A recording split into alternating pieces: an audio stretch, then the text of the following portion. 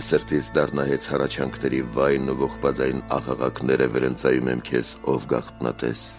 Եվ իմ սասանված մտքի ճնճերող իղձերի պտուղ նվերն այս դրած անձս տոչորող թախծի կրակին կամքիս բուրվարով առաքում եմ քեզ։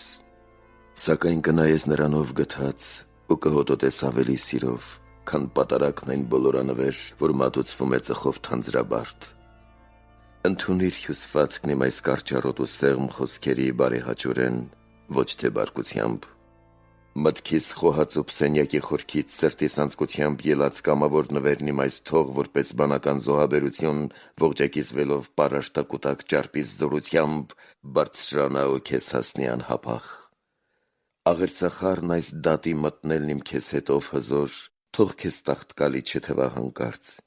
ինչպես ձեռքերի կարկառումն ի վեր ամբրշտացած Հակոբի ցեղի, ըստ մարգարեի ամբաստանության, կամ թե Սաղմոսի առակում հիշված անիրավությունն այն Բաբելոնի։ Ընդունելի թող լինի կամքին քո, ինչպես սելովի խնկաբուրումն այն Դավթի խորանում, կերտվածի հանգիստ սուրբ տապանակի, որն իր վերստին գերադարձությամբ ասես նաև իմ կորուսյալ հոգու վերագտնումն է խորհրդանշել։